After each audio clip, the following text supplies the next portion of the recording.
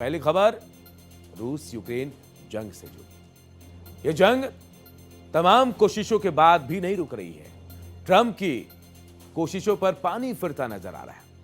Berlin meeting में 90% मुद्दों को सुलझाने का दावा किया गया, लेकिन अब बात एक बार फिर बिगड़ती जा रही है। रूसी राष्ट्रपति पुतिन ने शांति समझौता नहीं हो पाने का जिम्मेदार यूरोपीय देशों को ठहरा दिया है और साथ ही पुतिन ने वार्निंग दे दी है कि अगर पीस प्लान पर सहमति नहीं बनी तो रूस यूक्रेन और जमीन पर कब्जा करेगा।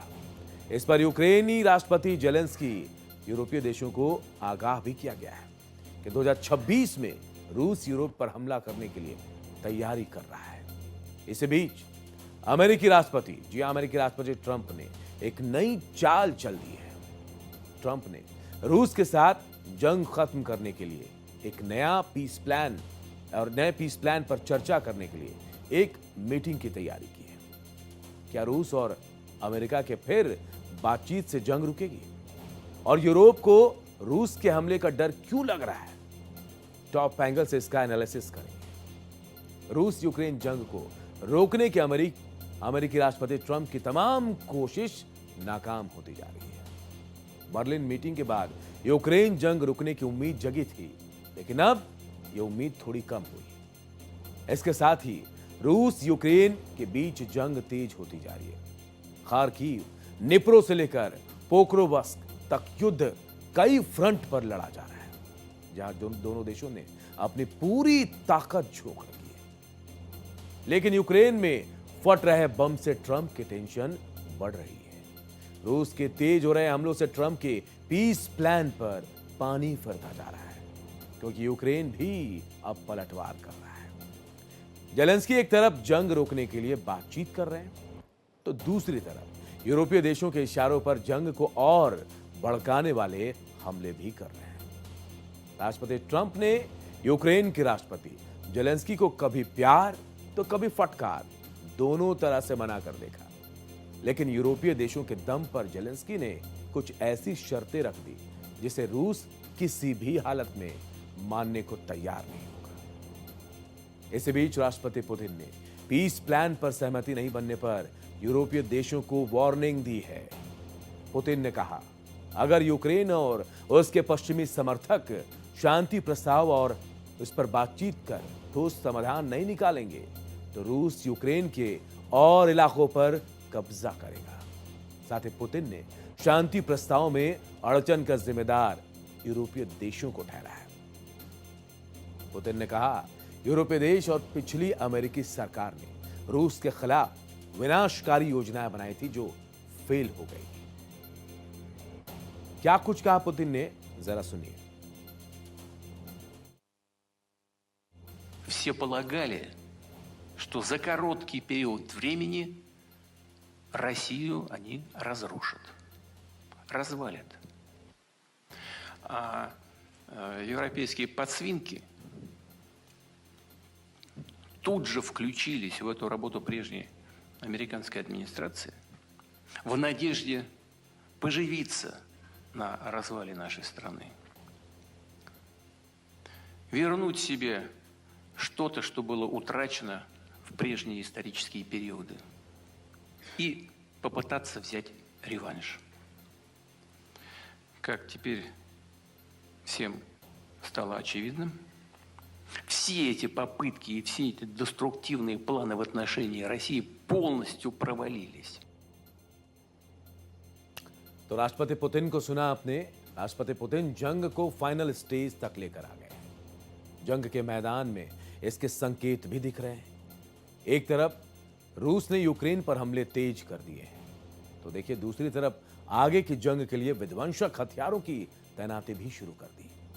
रूस इस साल के अंत तक नई मीडियम रेंज की हाइपरसोनिक ओरेसनिक मिसाइल सिस्टम को कॉम्बैट ड्यूटी पर तैनात करने जा रहा है। इस पर यूक्रेनी राष्ट्रपति जेलेंस्की ने अमेरिका और यूरोपीय देशों से आगाह किया उनको, और रूस 2026 को भी युद्ध का साल बनाना चाहता है। इसे लेकर जेलेंस्की ने क्या कुछ कहा, जरा वो भी सुन लेते हैं। чули з Москви чергові сигнали, що наступний рік вони готують роком війни. І це сигнали не тільки для нас. Важливо, щоб партнери це бачили. І важливо, щоб вони не тільки бачили, а й реагували. Зокрема, партнери в Сполучених Штатах Америки, які часто кажуть, що Росія начебто хоче закінчити війну, але з Росії звучить зовсім інша риторика, інші сигнали.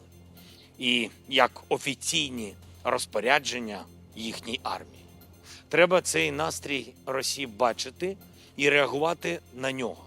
А коли у них саме такий настрій, то й дипломатію вони будуть підривати, намагаючись різними дипломатичними формулюваннями, тиском по тому чи іншому пункту в документах, просто прикривати своє бажання знищити Україну. तो देखिए, जेलेंस्की को भी डर है कि पुतिन अगले साल भी युद्ध जारी रखेंगे और इस बार हमले तेज होने वाले हैं। जबकि दूसरी तरफ अमेरिकी राष्ट्रपति ट्रंप ने रूस यूक्रेन जंग को खत्म करने की नई चाल चल दी है। राष्ट्रपति ट्रंप के नए प्लान पर चर्चा करने के लिए अमेरिकी और रूसी अधिकारी इस वीकेंड पर मुलाकात करने वाले हैं। ये मीटिंग अमेरिका के मियामी में होगी। व्हाइट हाउस के एक अधिकारी के मुताबिक बातचीत का मकसद ट्रंप की ताजा पहल पर विचार करना है। हालांकि मीटिंग के एजेंडे की डिटेल जानकारी साझा नहीं की गई। एक रिपोर्ट के मुताबिक अमेरिकी डेलीगेशन का नेतृत्व ट्रंप के विशेष राजदूत स्टीव विटकॉफ और जेरेड कुशनर कर सकते हैं, तो रूसी पक्ष का नेतृत्व किरिल दिमित्रियव के हाथ में रहने की पूरी संभावना है, जो रूसी राष्ट्रपति पुतिन के दूत माने जाते हैं। अब सवाल यह है कि क्या इस मीटिंग के जरिए ट्रंप यूक्रेन रूस के बीच सीज फायर करवा पाएंगे, क्योंकि नए पीस प्रपोजल में ऐसी दो बड़ी अड़चनें हैं जिस पर रूस को सहमत कर पाना मुश्किल लगता है। रूस यूक्रेन के बीच सीज फायर को लेकर दो बड़ी अड़चन क्या है? डोनबास और शांति के बाद यूक्रेन में विदेशी सैनिकों की मौजूदगी है। पूरे डोनबास पर रूस अपना कंट्रोल चाहता है, जिसमें डोनेस्क और लुहांस्क भी शामिल है। इसे लेकर अमेरिका ने फ्री इकोनॉमिक जोन का भी प्रपोजल दिया था, लेकिन जेलेंस्की किसी भी हालत में डोनबास को रूस के हवाले करने को तैयार नहीं है। वो इसे यूक्रेन का हिस्सा मानते हैं। तो दूसरी बड़ी अड़चन क्या है? यूक्रेन में विदेशी सैनिक का प्रपोजल है। जी हां, रूस यूक्रेन में किसी विदेशी फोर्स का विरोध करता है। रूस ने कहा वो असली शांति चाहता है, ना कि अस्थायी युद्ध विराम। और ऐसे में एक्सपर्ट का मानना है कि रूस इसमें मानेगा नहीं। खासतौर पर डोनबास जैसे क्षेत्रीय मुद्दों पर सहमति के बिना समझौता मुश्किल है, जिससे जंग जारी रहने की आशंका बनी हुई है। पुतिन महायुद्ध को तैयार हैं। यूक्रेन में अपना विस्तार करना चाहते हैं पुतिन, और इसीलिए कहा जा रहा है कि 2026 भी हो सकता है युद्ध वाला साल हो, अगर इन दोनों के बीच समझौता नहीं हुआ।